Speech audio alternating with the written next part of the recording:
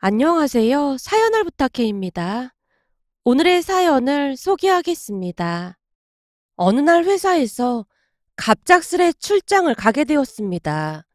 팀장님이 제게 어렵게 말을 꺼냈거든요. 저기 효정대리, 내가 진짜 입이 안 떨어지는데 말이야. 이번 미국 출장 효정대리가 다녀왔으면 좋겠는데 미안해서 어쩌지? 효정대리 결혼 준비로 바쁜 줄 알면서도 내가 부탁을 안 할 수가 없네. 거기 문제 터진 것 때문에 그런 거죠. 김대리한테 얼추 듣긴 했어요. 그래. 내가 웬만하면 다른 사람 보내겠는데 아무리 찾아봐도 믿고 보낼 사람이 없더라고. 이런 말 하는 나도 너무 미안하네. 팀장님의 얼굴에 미안함이 고스란히 드러나 있었기에 저도 난감할 수밖에 없었는데요. 그때쯤 결혼식이 2달 정도 남아 있었기에 챙길 게 한두 가지가 아니었거든요.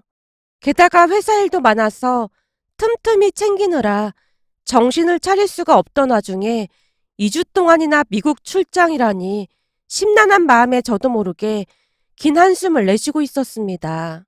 하지만 팀장님의 부탁을 차마 거절할 수도 없는 그런 입장이었어요. 제 눈동자가 심하게 흔들리는 것을 눈치챘던 것인지 팀장님이 다시 입을 열었습니다. 효정대리, 정 안 되면 김대리 보내던지 할 테니까 너무 고민은 하지 마. 아무래도 내가 괜히 말을 꺼낸 모양이다. 평소 착하기로 소문이 난 팀장님이 유난히도 제 눈치를 보고 있었어요. 차라리 팀장님이 악독한 사람이었다면 오히려 거절하기도 편했을 텐데라고 속으로 되뇌이다가는 제가 힘겹게 대답을 했습니다. 팀장님, 그냥 제가 다녀오겠습니다. 정말이야? 정말 가줄 거야? 진짜 고마워. 그리고 미안해. 팀장님의 얼굴에 화색이 돌고 있었습니다. 사안이 사안이다 보니 제가 안 갈 수가 없잖아요. 가서 잘 해결하고 올 테니까 너무 걱정은 하지 마세요. 그래, 정말 고마워. 그럼 내가 위에다가 효정대리가 간다고 보고해 놓을게. 네, 알겠습니다. 대화가 끝나자마자 팀장님이 급히 보고를 하러 가고 있었는데요. 그때까지도 제 마음은 천갈래 만갈래였다고 해야 할까요? 우선 당장 예비신랑에게 뭐라고 말을 해야 할지 머리가 띵할 정도였습니다. 잠시 후 예비신랑을 만났고 제가 힘겹게 입을 열었어요. 정호 씨, 나 사실 할 말이 있어. 할 말? 무슨 할 말? 사실은 이번에 회사에 큰 문제가 좀 생겼거든. 근데 그걸 해결할 사람이 나밖에 없는 것 같더라고. 전에 비슷한 문제를 내가 해결한 적이 있기도 하고 말이야. 무슨 큰 사고인 거야? 근데 해결은 가능한 거야? 가서 봐야 알겠지만 해결은 될 것 같긴 한데 또 다른 문제가 있어. 문제라니? 무슨 문제인데? 제 얼굴이 워낙 어두워 보였던지 예비 신랑이 잔뜩 긴장된 표정으로 물었어요. 저기, 이게 참 난감한 게 내가 미국으로 가봐야 할 것 같아. 뭐? 미국까지 가봐야 한다고? 그게 미국 지사에서 꼭 집어서 나를 보내달라고 했다나 봐. 아까도 말했듯이 전에도 내가 비슷한 문제를 해결한 적이 있었거든. 아마도 그래서 내가 오길 원하는 것 같아. 제가 예비 신랑 눈치를 잔뜩 보며 말을 하고 있었는데요. 결국 예비 신랑이 버럭했습니다. 난 진짜 이해가 안 되는 게 그 회사에는 일을 할 줄 아는 사람이 너밖에 없는 거야? 왜 항상 너만 그렇게 바쁜 거야? 회사도 그래. 우리 결혼식 얼마 남지도 않은 거 뻔히 알면서 어떻게 해외 출장을 보낼 수가 있어? 다른 일이라면 나도 모른 척 했을 텐데 사안이 사안인지라 차마 모른 척 할 수가 없어서 그래. 정말 미안해. 그럼 얼마나 가 있어야 하는 건데? 그게 한 2주 정도? 뭐? 2주? 미치겠구만. 예비 신랑이 잔뜩 인상을 쓴 채 아이스 커피를 들이키고 있었습니다. 내가 최대한 빨리 처리하고 일찍 와볼게. 진짜 미안해. 효정이 네가 안 가면 안 되는 일이라며. 그럼 어쩔 수 없는 거지 뭐. 그럼 이해해주는 거야? 어쩔 수 없잖아. 만약 내가 이해 못해준다고 하면 쪼잔하다는 소리밖에 더 듣겠어? 아니야. 무슨 그런 말을 하고 그래. 지금 이 와중에 출장을 가는 내가 잘못된 거지. 다행히도 예비 신랑이 이해를 해주는 분위기였기에 고마운 마음뿐이었습니다. 그런데 그 출장이 제 인생을 송두리째 바꿔놓을지 누가 알았겠습니까? 우선은 급히 출장 준비를 해서 미국으로 떠났습니다. 자세히 언급하기는 어렵지만 그때는 꽤 큰 문제가 발생을 했었으니까요.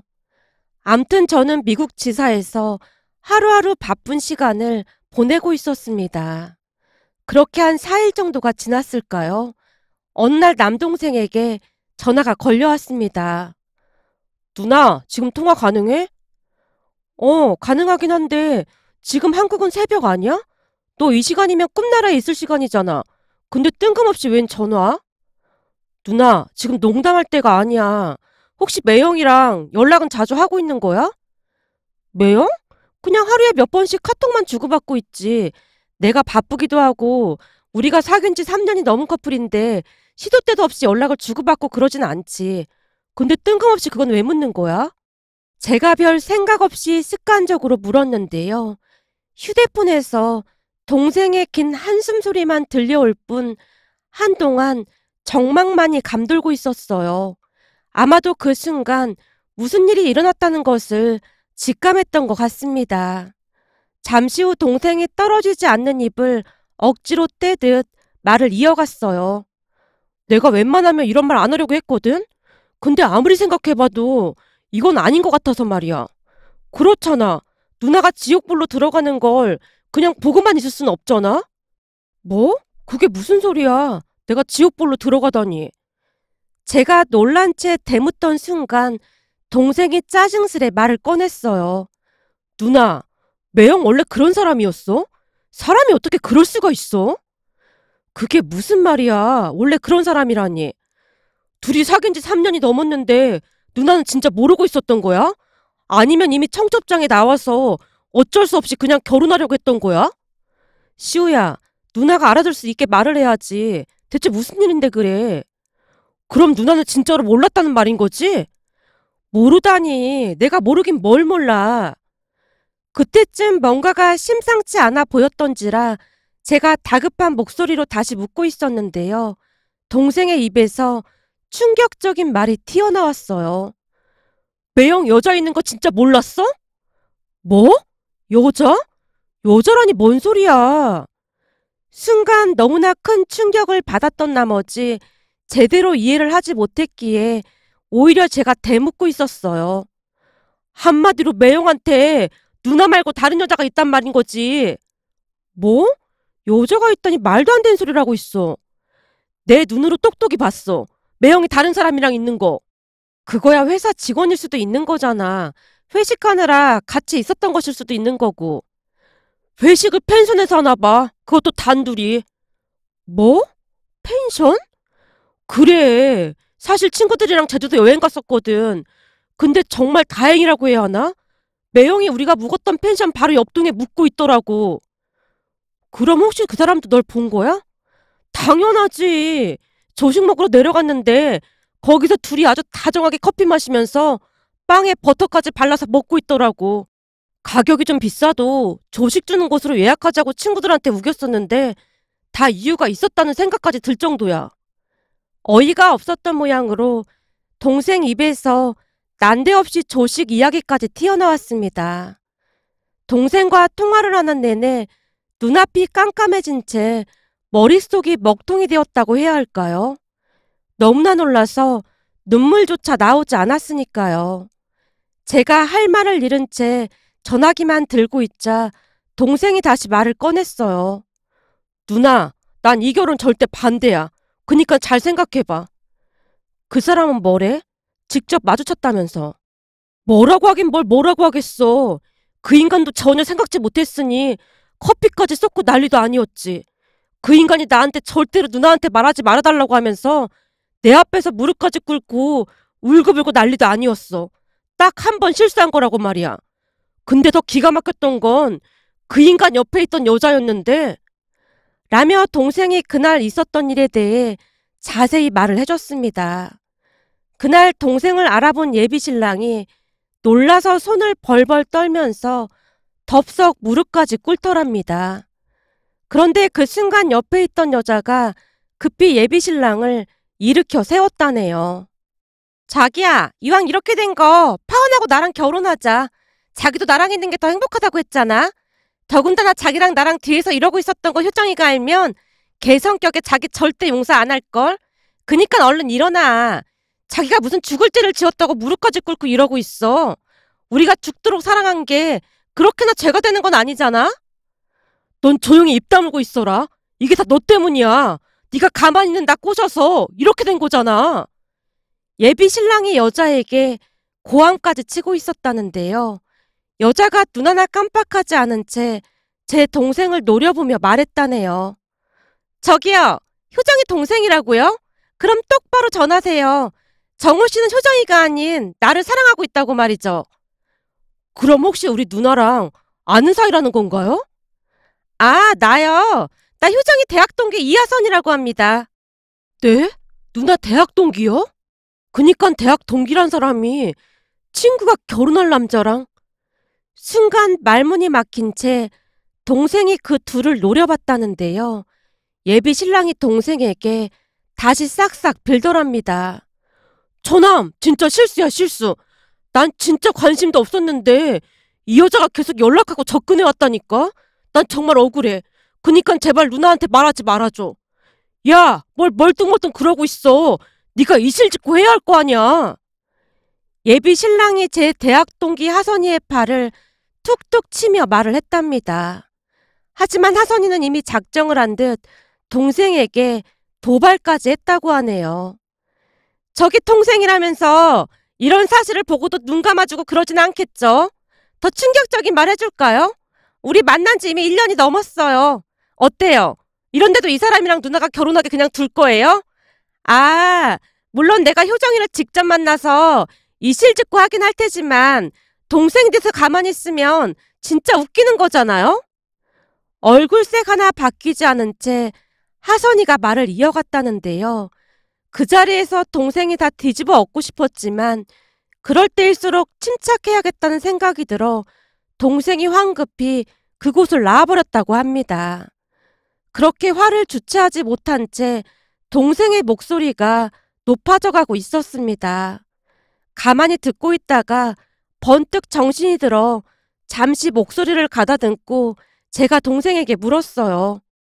그러니까 김정욱 그 인간 옆에 있던 여자가 내 대학 동기 하선이라고 했단 말인 거지? 맞아. 분명히 이하선이라고 했어.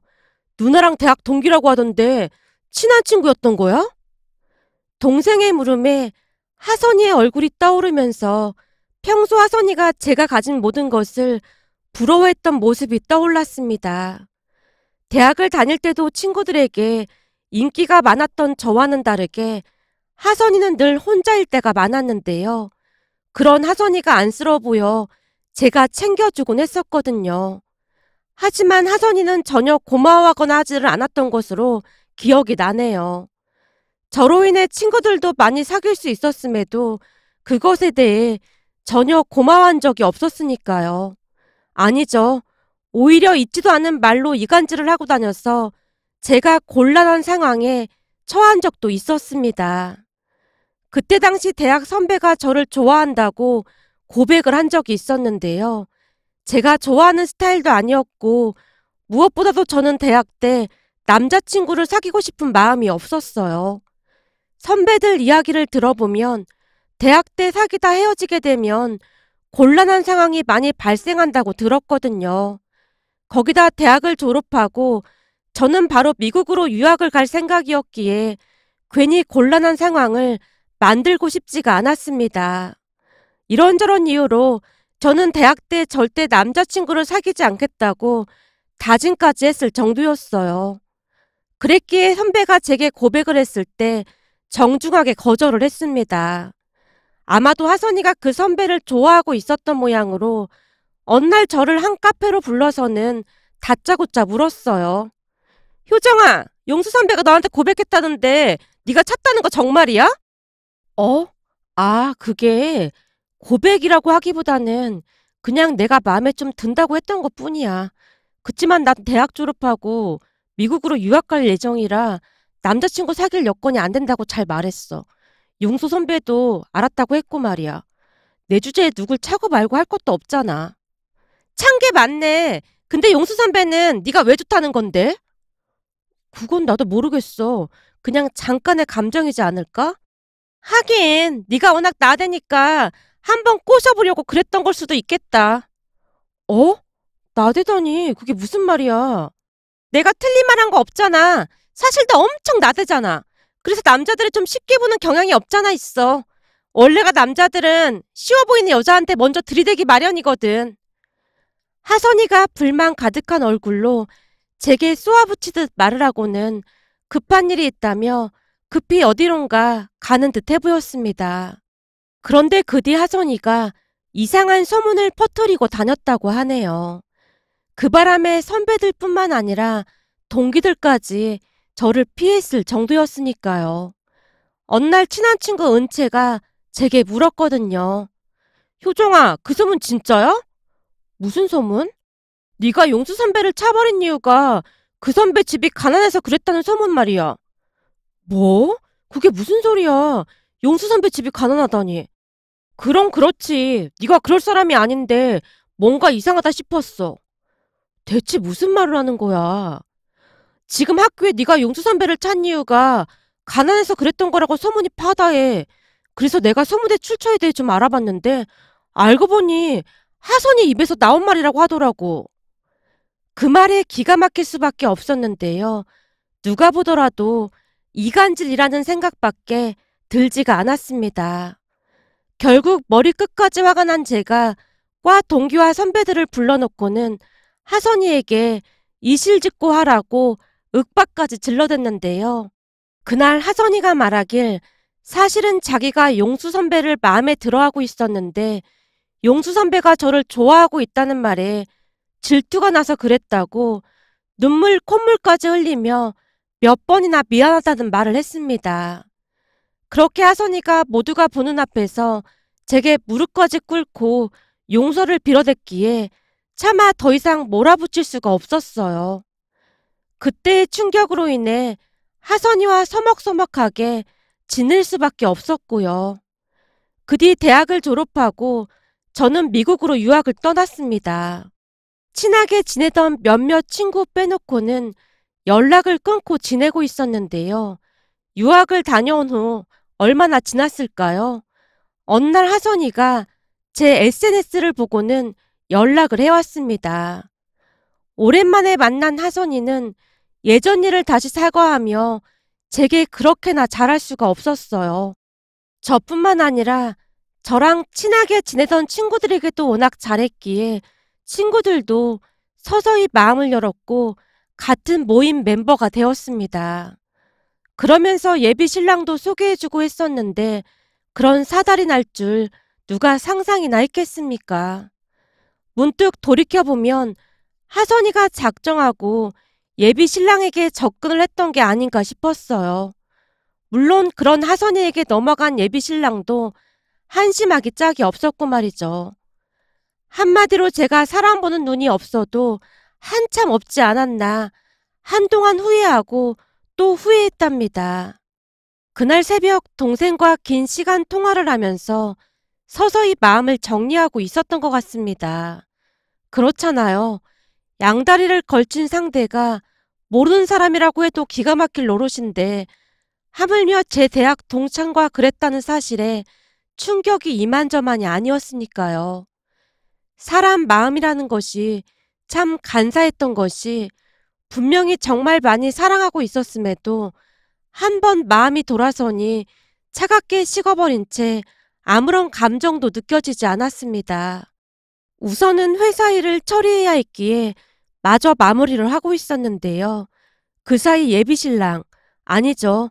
전남친이라고 해야겠네요. 암튼 전남친이 제게 수시로 전화를 걸어왔습니다.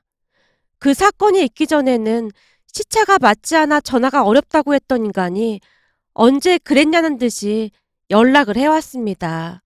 제가 전화를 받지 않자 구구절절 문자까지 보내왔지만 나중에는 문자 메시지를 확인조차 하지 않았습니다. 마음 정리를 끝내고 나니 남이라는 생각만 들었으니까요. 그렇게 얼마 뒤 회사 일을 잘 마무리하고 입국을 했는데요. 제가 걱정됐던 모양으로 동생이 마중을 나와 있었습니다. 우선 그날은 시차 때문에 힘들기도 했기에 다음날 전남친과 하선이에게 만나자고 따로 연락을 했는데 제가 둘을 같이 불렀다는 사실을 전혀 모르고 있었습니다. 우선은 하선이와 약속 시간을 조금 빠르게 잡았기에 전남친보다 하선이가 먼저 카페로 들어오고 있었는데요. 마치 승리자가 된 것 마냥 의기양양해하는 그런 느낌이었다고 해야 할까요? 제가 하선이에게 조용히 물었습니다. 이제 보니 이러려고 나한테 접근했던 거야? 이렇게 돼서 너한테 미안하긴 한데 정우 씨가 내가 좋다고 하는 걸 어쩌겠어. 결혼이 무슨 장난도 아니고 사랑하는 사람과 하는 게 맞는 거잖아. 하선이는 뻔뻔하게 그지없었습니다. 그런 하선이에게 제가 따지듯 물었어요. 사랑? 너 정말로 정우 씨를 사랑해서 그런 짓을 했다는 거야? 설마 나한테 복수하려고 그런 건 아니고? 그런 맘도 없잖아 있긴 했어. 근데 보면 볼수록 정우 씨가 아주 마음에 들더라고. 거기다 정우 씨가 아주 부자인 것도 마음에 들었고 말이야. 아, 네 목적은 거기에 있었던 거구나. 전혀 아니라고 말은 못하지. 사실 정우 씨가 차도 엄청 비싼 외제차 타고 다니고 입고 다니는 옷도 다 명품이잖아. 처음에는 그렇게 부자인 줄 몰랐는데 가면 갈수록 장난이 아니더라고. 그렇잖아. 돈 많은 남자 마다할 사람이 누가 있겠어. 그리고 정우 씨 말이야. 주식 투자를 해서 돈을 어마어마하게 벌었대. 우리 정우 씨가 투자 이런 데 얼마나 해박한지 모르지. 하선이가 한껏 비웃으며 신나서 말을 하고 있었어요. 그 모습에 제가 영혼 없는 대답을 했고요. 그렇구나. 주식해서 어마어마한 돈을 번 모양이네. 그럼 나한테 얼마나 자랑을 했었는데. 근데 넌 그런 부자 남자 놓쳐서 어쩌니? 너 설마 그 돈 때문에 정우 씨 용서하거나 그러는 거 아니겠지? 순간 하선이가 의심 가득한 눈빛으로 저를 노려봤습니다. 그런 수준 낮은 행동은 너나 하는 거고 난 돈 따위에 내 인생을 팔고 싶은 생각에 추호도 없으니까 그런 생각하지도 마. 그렇긴 하지. 넌 항상 그렇게 고상한 척해서 재수가 없긴 했어. 암튼 네 말은 정우 씨랑 헤어져 준다 그런 말인 거지? 당연하지. 근데 말이야. 내가 혹시나 해서 하는 말인데 그 주식이라는 것도 팔아야 돈이 된다는 건 알고 있는 거지? 혹여나 하루아침에 폭락하고 그러면 아무 쓸모도 없다는 것 정도는 알고 있겠지? 넌 내가 그렇게 멍청해 보이니? 나도 그 정도는 알고 있지. 근데 지금도 미친 듯이 올라가고 있던데 그게 떨어질 리가 있겠냐? 왜? 너도 좀 아쉬운가 보네? 아니야. 내가 아쉬울 게 뭐가 있겠어. 난 그냥 네가 무슨 생각인지 궁금했을 뿐이야.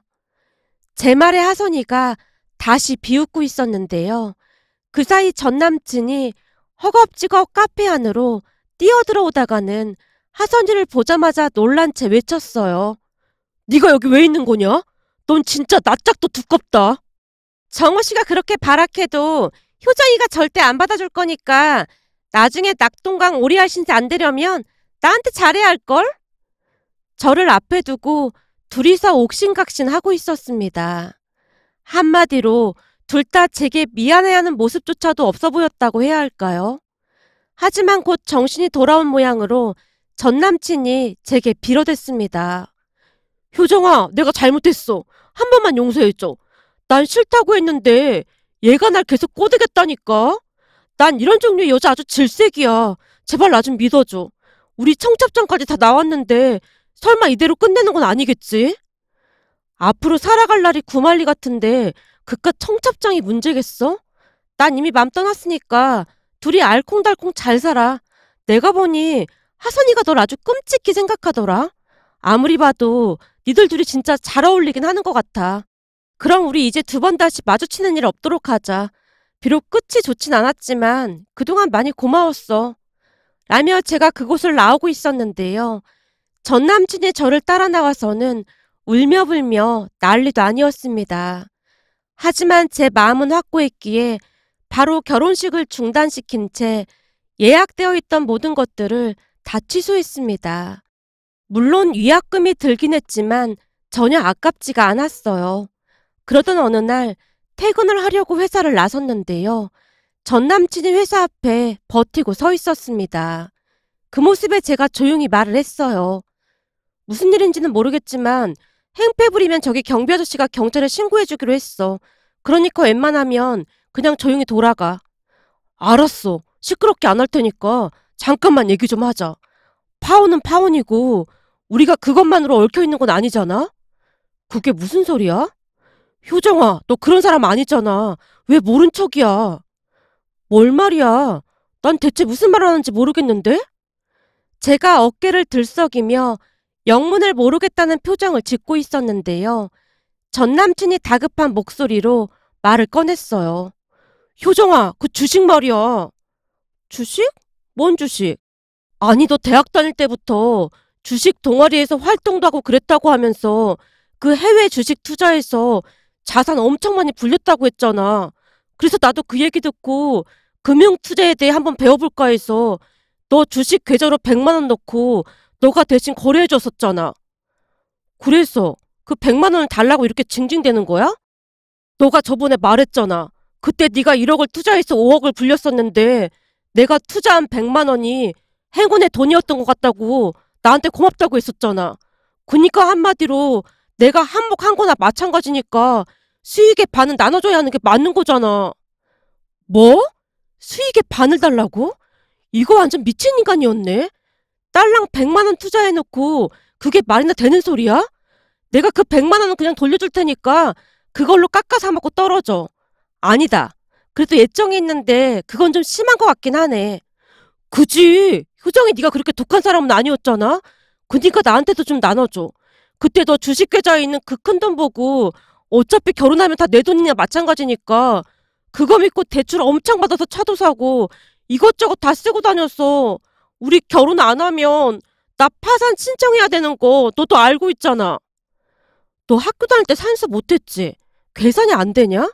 오늘 집에 가서 손가락 발가락 동원해서 잘 계산해봐. 난 그냥 네가 미친 소리 하는 걸로밖에 안 보이니까. 암튼 알아서 잘 수습하고 정 안 되면 개인 파산 신청하고 새로운 마음으로 열심히 잘 살아라. 근데 나도 양심의 가책이 느껴지긴 하는 것 같으니까 한 20만 원 더 얹어서 120만 원 보내줄게. 네 새로운 여친이랑 가서 맛있는 거 사 먹고 알콩달콩 잘 살아. 라며 제가 뒤를 돌아 발길을 옮기고 있었는데요. 효정아, 나 지금 심장 떨려서 죽을 것 같으니까 제발 그렇게 말하지 말아줘. 너 지금 나 때문에 화가 나서 그냥 하는 말인 거지? 그렇지? 너 그렇게 독한 사람 아니었잖아. 그러게 말이야. 내가 원래는 독한 사람이 아니었는데 어떤 인간들 때문에 엄청 독해진 거 있지. 그런 일 겪고 멀쩡하면 오히려 이상한 거 아니겠어? 참, 그리고 하선이한테는 내 주식이 네 거인 것처럼 말한 모양이더라. 그거야. 결혼하고 나면 네 돈이 내 돈이고 내 돈이 네 돈이 되니까 그냥 그렇게 말한 것뿐이야. 가만 보면 둘이 아주 천생연분인 것 같아. 결혼까지 해서 아주 잘 살길 바랄게. 그런 상황에서 그런 말들이 어떻게 나왔던 것인지는 잘 모르겠지만 저도 모르게 입에서 술술 나오고 있었습니다. 제가 말을 하면 할수록 전 남친의 얼굴이 새파랗게 질려갔는데요. 일이 심상치 않게 진행되고 있음을 직감한 전 남친이 저를 붙들고 다시 빌어댔어요. 효정아, 내가 다 잘못했어. 내가 진짜 어떻게 됐었나 봐. 네가 하라는 대로 다 할 테니까 제발 수익 일부라도 나한테 돌려줘. 내가 이렇게 부탁할게. 너도 알다시피 나 그 돈 없으면 개인 파산 신청해야 해. 지금 빚이 어마어마하단 말이야. 하지만 저는 전 남친에게 정확히 120만 원을 보내주고 완전히 끝냈습니다. 그리고 전 남친은 가지고 있던 비싼 외제차도 다 팔아야 했다는데요. 갚지 못한 빚도 어마어마해서 개인 파산 신청까지 했다고 하고요. 그 뒤 결국 하선이와 전 남친은 헤어졌다는 소문이 들려왔습니다. 그런 일을 겪고 보니 어쩌면 그날 출장을 갔던 것이 신의 한 수가 아니었을까 싶었는데요. 제가 출장을 간 틈에 두 인간들의 행각이 들통이 났었기에 감사한 마음이 들 정도였으니까요. 이번 일을 겪으며 문득 조상님이 돌본 것이 아닌가 하는 생각마저 들었답니다. 오늘의 사연은 여기까지였습니다. 즐겁게 보셨다면 구독, 좋아요 부탁드립니다. 고맙습니다.